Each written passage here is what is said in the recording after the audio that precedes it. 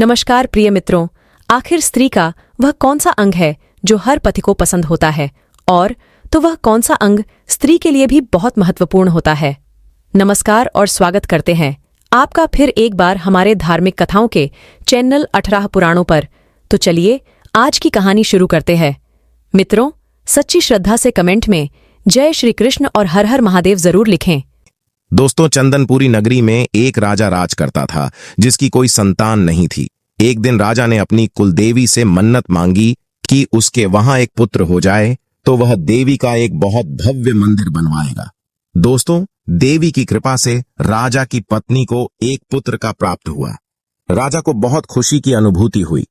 राजा ने अपने वचन के अनुसार देवी का एक बहुत ही भव्य मंदिर बनवाया, जो शहर से बाहर रास्ते के नजदीक था।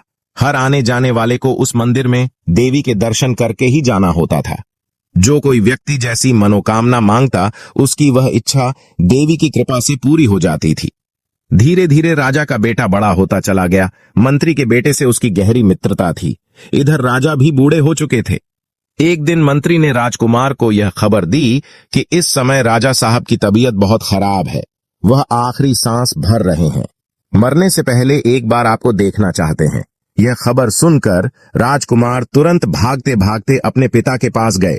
राजा ने अपने बेटे के सिर पर हाथ रखते हुए कहा, बेटा, यह हमारे मंत्री अब तुम्हारे पिता के समान हैं। तुम सदैव उनकी बात मानना, इनके द्वारा सुझाए गए रास्ते पर ही चलना, जिससे तुम कभी धोखा नहीं खाओगे। इतना कहकर राजा मर गया। राजा के मरने के बाद राजकुमार को नया राजा बना दिया जाता है। राजकुमार अपने मंत्री की सलाह के बिना कोई काम नहीं करता था। एक दिन मंत्री राजकुमार को महल के कमरे दिखा रहे थे। उन्होंने सारे कमरा खोल खोल कर दिखा दिया, परंतु एक कमरा खोलकर नहीं दिखाया। तब राजकुमार ने उस कमरे को भी खोलकर दिखाने के लिए कहा, लेकिन मंत्री ने वह कमरा दिखाने से मना कर दिया और बोले, राजकुमार, क्षमा करना, यह कमरा काफी दिनों से बंद पड़ा है। राजा साहब ने आपको यह कमरा न दिखाने का आदेश दिया था। मंत्री के मना करने के बाद भी राजकुमार उस कमरे को खोलकर दिखाने का जिद करने लगा। तब राजकुमार का मित्र और मंत्री का बेटा कहता है, पिताजी, जब राजकुमार इतना कह रहे हैं तो इस कमरे को खोलकर दिखा क्यों नहीं देते? आखिर यह महल, कमरे, राजपाट सब राजकुमार का ही तो है। अब तो हमारे राजा यही हैं और इनका आदेश मानना ही हमारा धर्म है। अपने बेटे के कहने पर मंत्री ने वह कमरा खोल दिया। राजकुमार मंत्री के बेटे के साथ उस कमरे में गया। कमरा बड़ा ही सुंदर था। उस कमरे में खासियत यह थी कि दीवारों पर तरह तरह की सुंदर राजकुमारी की तस्वीर लगी हुई थी। उनको देखते देखते एक तस्वीर पर राजकुमार की नजर टिक गई। उसने अपने मंत्री से पूछा कि यह सुंदर मोहनी सूरत वाली ये कौन स्त्री है? मंत्री ने बताया कि यह कलित देश के राजा मध्यपति की कन्या है। इसका नाम चंद्रकला है। इसके रूप रंग की जितनी प्रशंसा की जाए उतनी ही कम है। इससे विवाह करने के लिए अनेकों राजकुमार गए, पर कोई लौटकर वापस नहीं आया। यह सुनकर राजकुमार कहने लगा, मंत्री जी, मैं भी आज से एक प्रण करता हूं कि मैं ब्याह करूंगा तो इसी राजकुमारी से, वरना जीवन भर कुंवारा बैठा रहूंगा। राजकुमार के मित्र मंत्री के बेटे ने भी इस बात में राजकुमार का समर्थन किया। बोला, मित्र, यही राजकुमारी तुम्हारी पत्नी बनने के योग्य है। प्रिय मित्रों, दोनों का नया नया खून था। किसी युद्ध से अभी तक सामना नहीं हुआ था, इसलिए उनका रक्त उबले मार रहा था। उन्होंने बूढ़े मंत्री की एक भी बात नहीं सुनी। बूढ़ा मंत्री उन्हें समझाते हुए बोला, देखो, कलित द्वीप पहुंचना कोई आसान काम नहीं है। 7 समुद्र को लंघकर ही वहां पहुंचा जा सकता है, और यदि वहां किसी तरह से पहुंच भी गए तो राजकुमारी चंद्रकलावती तक नहीं पहुंच पाओगे। ऐसे असंभव कार्यों को करना मूर्खता होगी। मंत्री के बार बार समझाने पर भी वह दोनों नहीं माने। राजकुमार ने मंत्री के बेटे को अपने साथ लिया और रास्ते के लिए कुछ जरूरी सामानों को रखकर घोड़े पर सवार होकर दोनों चल दिए। चलते चलते पूरा दिन बीत गया। शाम हो गई तो उन्होंने एक जंगल में एक पेड़ से अपने घोड़े को बांध दिया और वहीं खाया पिया और रात बिताने के लिए उसी सुनसान जंगल में ठहर गए। जब मध्यरात्रि का समय हुआ तो एक परियों का उड़न खटोला इस सुनसान जंगल में आकर उतरा। परियों की रानी ने जब 2 युवकों को उस सुनसान जंगल में सोते हुए देखा तो परियों की रानी राजकुमार की सुंदरता पर मोहित हो गई।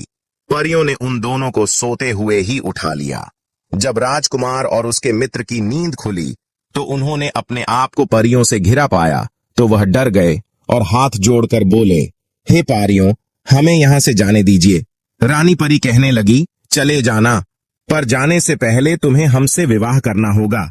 राजकुमार कहने लगा, परियों की रानी, इस समय हम एक जरूरी उद्देश्य की पूर्ति हेतु घर से निकले हैं। यदि हमारा काम बन गया तो हम तुमसे विवाह जरूर करेंगे। तब वह रानी पूछने लगी, क्या उद्देश्य है तुम्हारा? राजकुमार जवाब दिया, हम कलित द्वीप की राजकुमारी चंद्रकला से विवाह के लिए जा रहे हैं। इस समय मैं आपसे विवाह नहीं कर सकता। यदि हम अपने मकसद में कामयाब हो गए तो मैं आपको वचन देता हूं कि वापस लौटते समय मैं आपसे विवाह जरूर करूंगा। तब परियों की रानी बोली, हे राजकुमार, कलित द्वीप तक पहुंचना मनुष्य के बस की बात नहीं है। राजकुमारी चंद्रकला बिना दैवीय शक्ति के आपको प्राप्त नहीं हो सकती। यदि तुम मुझसे विवाह कर लो तो मैं आपको एक ऐसी चीज दूंगी जिसकी सहायता से तुम्हें राजकुमारी चंद्रकला आसानी से मिल जाएगी और तुम कलित द्वीप तक आसानी से पहुंचने में सफल रहोगे। राजकुमार यह सुनकर बड़ा खुश हुआ और परी से बोला, मैं तुम्हें वचन देता हूं कि मैं तुमसे विवाह जरूर करूंगा।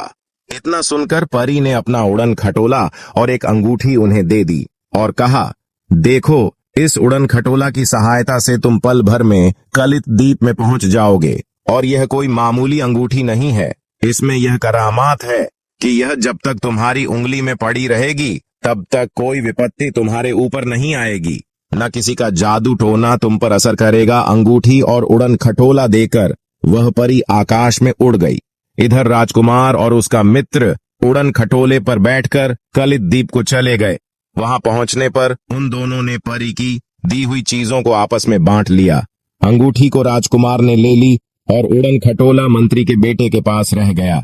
जब यह दोनों राजकुमारी चंद्रकला के नगर में पहुंचे तो शहर का जो मुख्य दरवाजा था वहां उन्होंने देखा कि एक बुढ़िया का घर है। राजकुमार ने सोचा कि नगर में तो आ ही गए हैं, क्यों ना इस बूढ़ी माँ के पास पहुंचकर कुछ जलपान किया जाए और राजकुमारी के संबंध में कुछ बातचीत भी कर ली जाएगी। पर उन्हें यह नहीं मालूम था कि वह बुढ़िया एक दुष्ट जादूगरनी है। वह आए हुए अतिथि को जलपान कराकर उन पर अपना जादू चलाकर उन्हें लूट लेती है। राजकुमारी से विवाह की आस लेकर जो भी राजकुमार वहां आता था वह बुढ़िया उन पर जादू चलाकर उन्हें लूटकर मक्खी मच्छर और छिपकली बनाकर दीवार पर चिपका देती थी। इसीलिए आज तक कोई राजकुमार चंद्रकला के पास तक नहीं पहुंच सका। सारे राजकुमार तो उस जादूगरनी बुढ़िया के यहाँ मक्खी मच्छर बने चिपके हुए थे। उसे बुढ़िया को देखकर मंत्री के बेटे को कुछ संदेह हुआ। उसने राजकुमार से कहा, मित्र, तुम जाओ, तब तक जलपान करो, मैं यहां पर खड़ा तुम्हारी प्रतीक्षा कर रहा हूं। राजकुमार जब उसके पास पहुंचा, जलपान किया, तब उसे बुढ़िया ने अपना जादू चलाया, पर उसके जादू का राजकुमार पर असर नहीं हुआ, क्योंकि वह रानी परी की दी हुई अंगूठी पहने हुए था। बुढ़िया एकदम समझ गई कि जरूर इसके पास कोई जादू को काटने वाली चीज है। अब तो वह मीठी मीठी बातें करती हुई बोली, अरे बेटा, तू मुझे पहचान नहीं पाया, मैं तेरी मौसी हूं। तुझे बचपन में देखा था तब से लेकर अब तो तू काफी बड़ा हो गया है।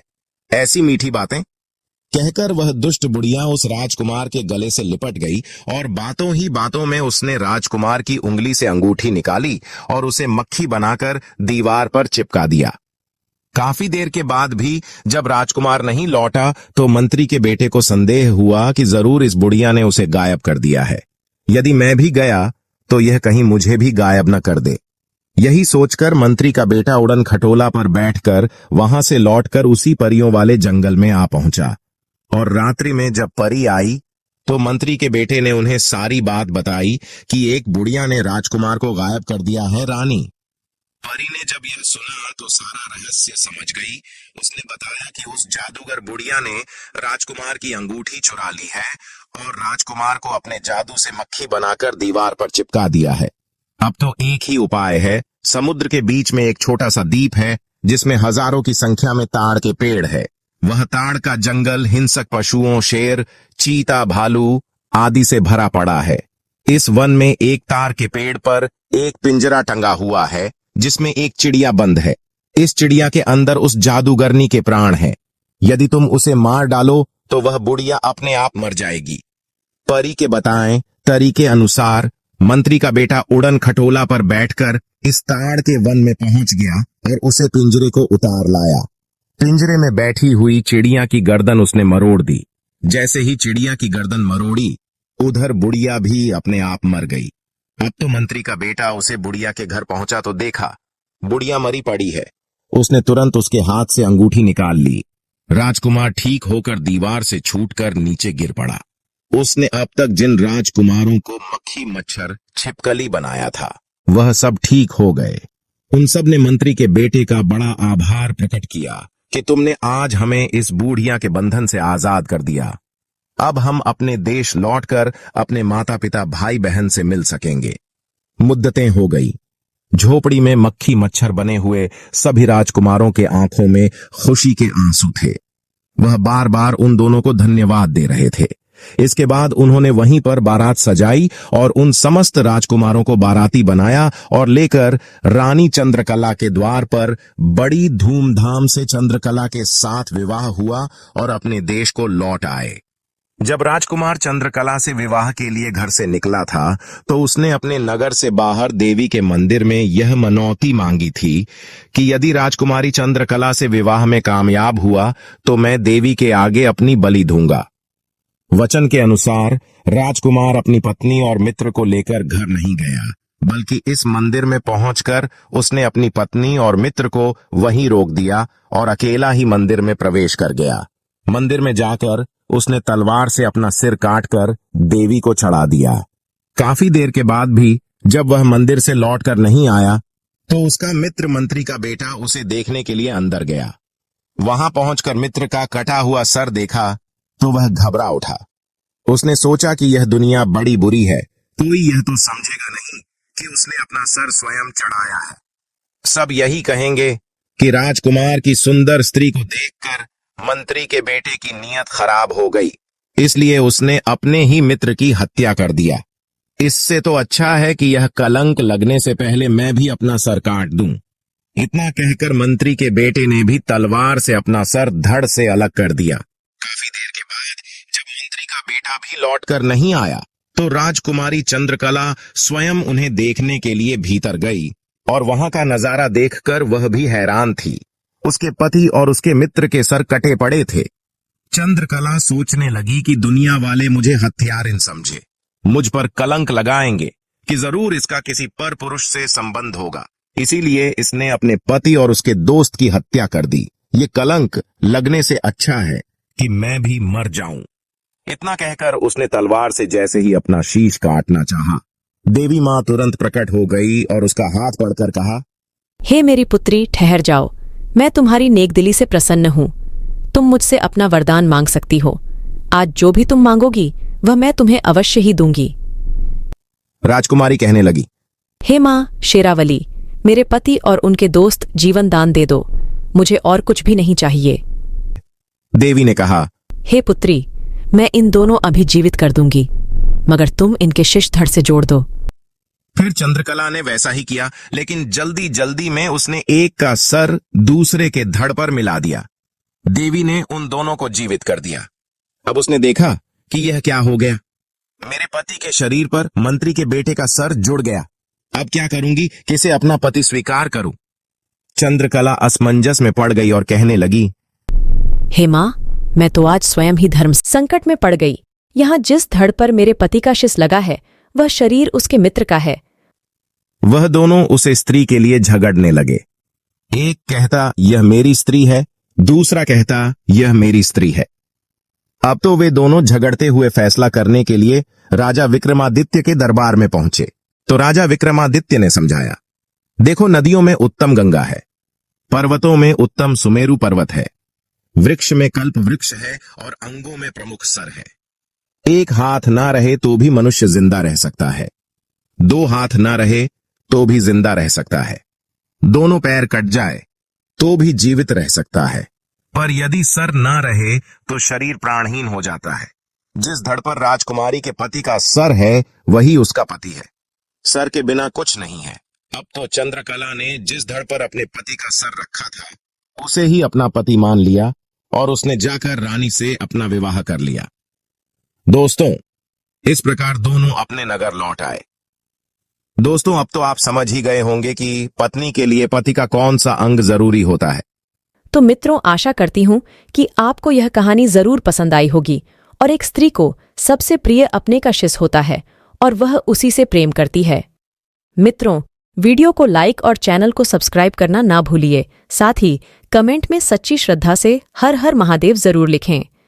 अधिक धार्मिक जानकारी के लिए हमारे 18 ही पुरानों चैनल को सब्सक्राइब करें और हमसे जुड़े रहें।